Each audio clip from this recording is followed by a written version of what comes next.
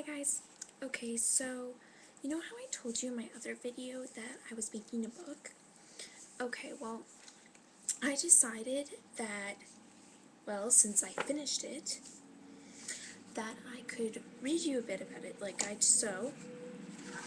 I took 2 chapters, 2 from the beginning, 2 from the middle, and 2 at the end, and I'm gonna read it to you guys, and you just tell me what you think of it and if you think it's actually good enough for it to publish, because I was actually thinking about it I was talking to one of my teachers at school, and they said it was amazing and that I should think about getting it published and that they would try their best to help me, so I'm really excited about that. But anyways, I'm going to start reading until I just so I stop rambling on.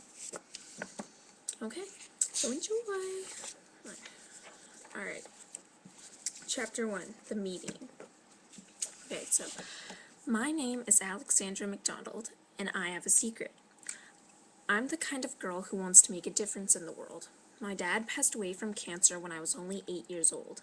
Before then, my dad and I would go to a small river in the woods behind our house. It had clear blue waters that flowed quietly, with small yellow, silver, and red fish swimming along.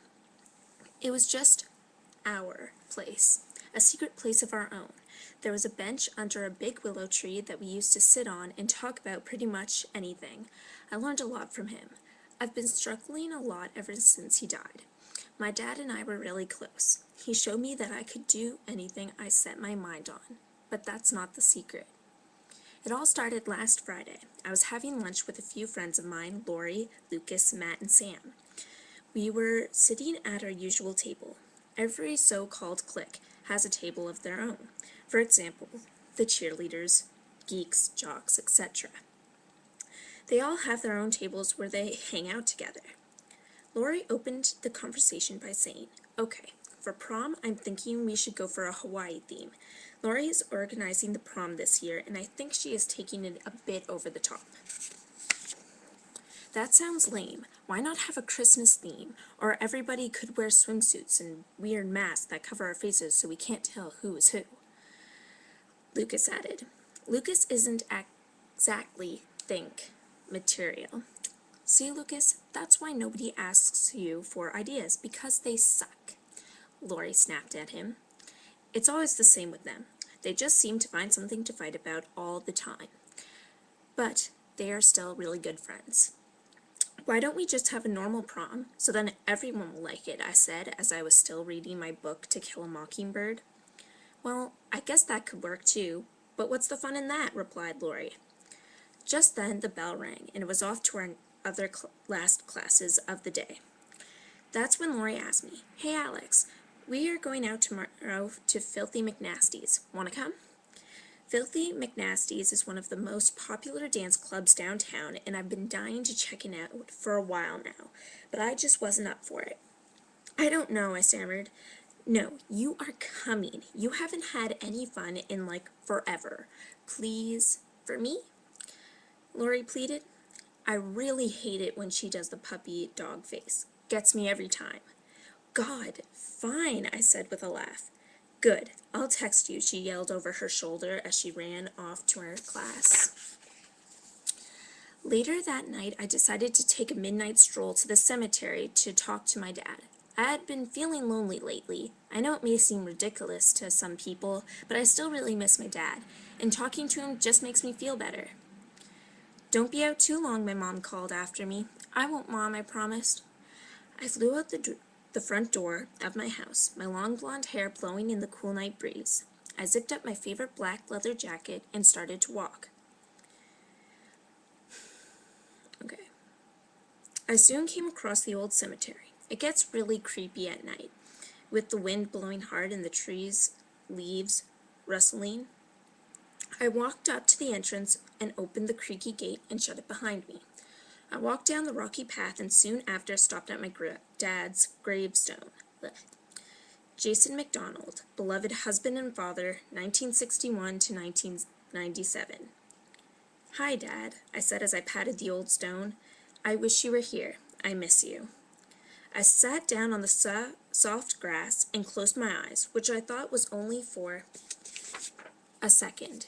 A twig snapped and I opened my eyes and stood up as fast as I could and looked all around me, but no one was there. "Hello, is anyone out there?" There was no answer. It must be my imagination, I thought. I took out my phone and looked at the time. 2:35 a.m. Crap. I must have fallen asleep. My mom is going to kill me. I turned around and I spotted a shadowed man standing not too far from me. "Do I know you?" I asked, but he didn't answer. He just started walking towards me. To me, this was a little scary. He wouldn't answer, and he was getting awfully close to me. I think this man could be one of those dangerous pervs that my mom always warned me about. So I yelled at him, "Don't come any closer, I'm warning you." This time I wanted to scream for help, but no one would be able to hear me, because they're all dead in here, and everyone else is probably asleep. I looked at the gate and started running for it, but I tripped on a stump. When I went to get myself up, the strange man was standing right over me. Chapter 2. Dean Bozak. How did he get in front of me so fast? He was so far away. Before I could finish my thought, he picked me up with his big, gnarled hands and threw me against one of the stones. I hit my head hard and was getting really dizzy. "Please stop, don't hurt me. Somebody help me, please," I screamed. He moved faster than anything that I have ever seen, like a cheetah running for its prey on the Discovery Channel, but faster. He was right beside me at this point, looking at me with an evil, knowing smirk. The man looked at me and took a long sniff. He soon released these two fangs that looked to be coming out of his gums. What the? He was pushed away before he could do anything else. I was in total shock. I couldn't even get up to run away. I looked into the direction where he was pushed to, and this other guy, who I couldn't see clearly, was fighting this thing. This monster. The monster let out a low, guttural growling sound. He crouched down, and it looked to me like he was about to pounce. He pushed off the ground and leapt into the air towards the other man. The man dodged the attack and jumped on the monster's back before it could turn around. It was already too late for him. The man took the monster's neck and twisted it in his hands till we both heard a loud crack. The creature stopped moving, and the man dropped the body on the hard ground and seemed to glare at me as he was walking over. I knew he saved my life and all, but I didn't know if he was another perv or not. I tried my best to move away, but my body hurt too much. I was having such a bad night that even my dad couldn't help me. "Don't worry, I'm not going to hurt you," he said in a gentle voice. He pulled me up so I was sitting straighter. "You're bleeding," he said, looking concerned as he checked the gash on my forehead with his unusually cold hands. He turned and shuddered, letting out a long sigh, while moving a little further away from me. Although that seemed odd, it didn't matter to me at the moment. I had too many questions to ask. "How did you do that?" I started. He looked confused. "Do what?" "Kill that monster, who I might add tried to kill me, which reminds me, what the hell was he anyways?" "You ask a lot of questions," he remarked. "I want to know what that thing was and why he was trying to kill me. How did you manage to kill him?" I shouted. He got up and looked away from me for a second and looked at me again. "I should take you home." He held out his hand and I took it, and ever so gently he pulled me up. "Don't try to ignore the subject here because—" He interrupted me before I could say anything further. "Later," he said. I decided to let it go until later, whenever that was. He walked me all the way home without a single word. I must say, it was a bit awkward.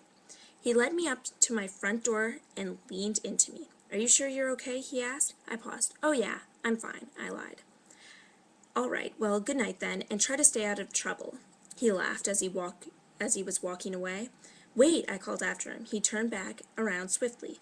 This time I got a better look at him, as the front porch sensor lights came on. He was simply breathless, just gorgeous, with his light blue, warm eyes, pink lips, and short, straight, dark hair. He wore a black, tight, long-sleeved shirt, ripped baggy jeans, dark light-like boots, and a silver necklace. It caught me completely off guard. "What?" he said patiently. What's your name?" I stuttered. He smiled down at me. "Dean Bozak." I smiled back at him this time. I turned